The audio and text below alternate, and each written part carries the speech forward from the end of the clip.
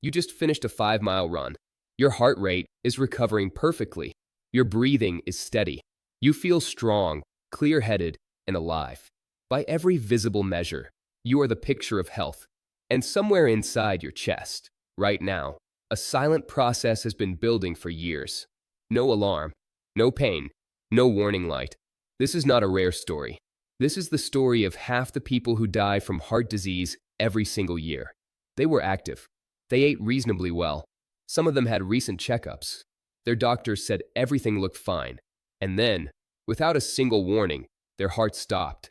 Here is the question nobody asks out loud. If exercise and healthy habits are supposed to protect your heart, why do so many healthy people still die from heart attacks? The answer is not what you think. And once you understand it, you will never look at your health the same way again.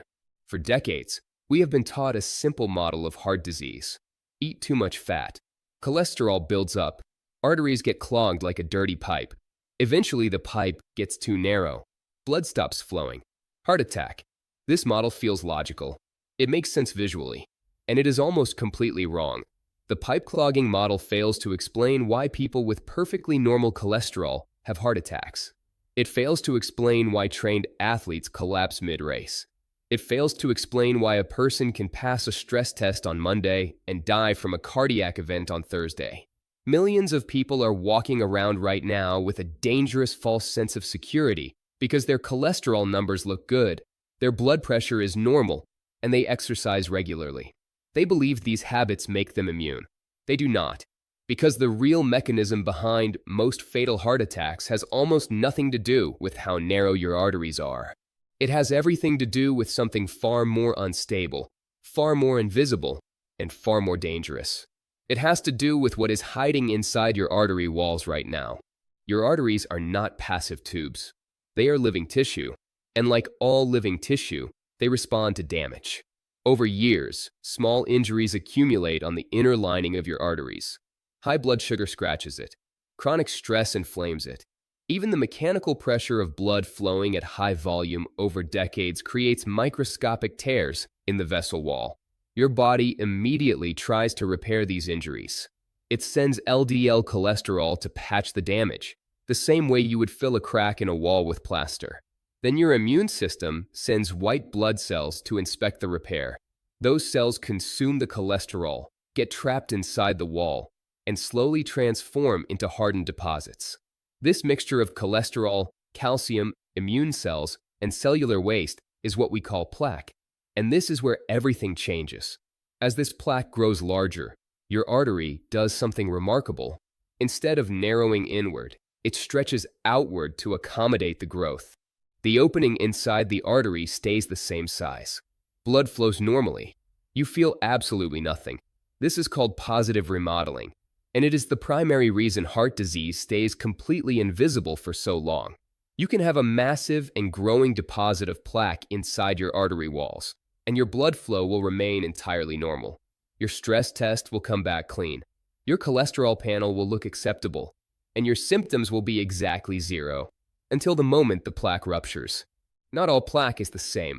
Some plaque hardens over time, calcifies, and becomes structurally stable. Stable plaque is not ideal, but it is relatively predictable. It sits inside the artery wall and rarely causes sudden catastrophic events. But a different type of plaque never fully hardens. It stays soft and inflamed, filled with a dangerous mixture of immune cells, oxidized fat, and cellular debris. And it is covered by nothing more than a thin fibrous cap, like a pressurized blister covered by a single fragile layer of skin. This soft, unstable plaque is the real killer. It is responsible for the majority of sudden fatal heart attacks. When your blood pressure spikes sharply, when you push too hard during intense physical exertion, when a sudden surge of adrenaline floods your cardiovascular system, that thin fibrous cap can tear. The inflammatory contents of the plaque spill directly into the bloodstream. Your body instantly recognizes this as a massive open wound and sends platelets racing to the rupture site to form a clot. Within minutes, that clot grows large enough to seal the artery completely. Blood flow stops. Heart muscle begins dying, not from years of gradual narrowing, from a single rupture in a single unguarded moment. This is why the majority of fatal heart attacks occur in people with less than 50% arterial blockage. The artery was never the critical problem. The unstable plaque inside the wall was always the real threat. And soft plaque does not appear on standard blood work. It does not show up on a conventional stress test. It grows silently inside the wall, while every external measurement looks completely normal. Now here's the part that specifically affects healthy and active people. When you exercise intensely, your heart rate climbs rapidly. Your blood pressure rises. Your body releases a surge of adrenaline and stress hormones. For most people most of the time, this is highly beneficial. Regular exercise builds collateral circulation, reduces systemic inflammation, and strengthens the heart muscle itself. But if you have soft, unstable plaques sitting inside your coronary artery walls, that same surge of cardiovascular pressure can be the precise mechanical trigger that causes a rupture. This is not a reason to stop exercising. Exercise remains one of the most powerful long-term protectors of cardiovascular health. But it does explain why some runners, some athletes, some people who have done everything right for decades occasionally collapse without any prior warning. Their arteries were not severely narrowed. Their plaque was structurally unstable. And nobody had ever told them it was silently growing inside the walls of their coronary arteries. There is also a second type of cardiac event that almost nobody explains clearly. It is called a type 2 myocardial infarction. In this scenario, the artery is not fully blocked. It might be only partially narrowed, perhaps 50%. While you are sitting quietly, 50% narrowing is manageable. Enough blood still gets through. Your heart functions normally. But when your heart rate climbs to 170 beats per minute during intense sustained effort, your heart suddenly demands 3 or 4 times its resting oxygen supply. The partially narrowed artery can only deliver a fraction of what is now required. Your heart muscle begins to suffocate from insufficient oxygen, not because the artery was sealed by a clot, but because demand catastrophically exceeded supply. This is called ischemia, and it can cause permanent and irreversible heart muscle damage even when your arteries appear relatively open and functional. So what can you actually do with this information? The answer is not to stop exercising. The answer is not to spend your life anxious about cholesterol numbers. The answer is to understand what is genuinely happening inside your cardiovascular system and to get the specific data that standard medicine rarely offers proactively.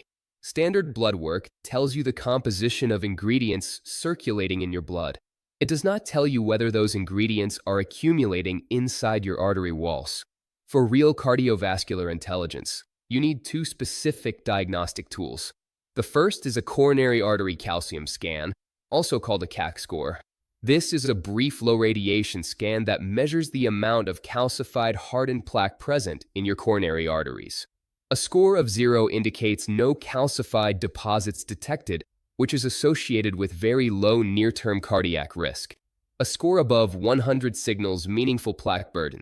A score above 400 indicates significant accumulation and substantially elevated risk. The second and more powerful tool is a CT angiogram.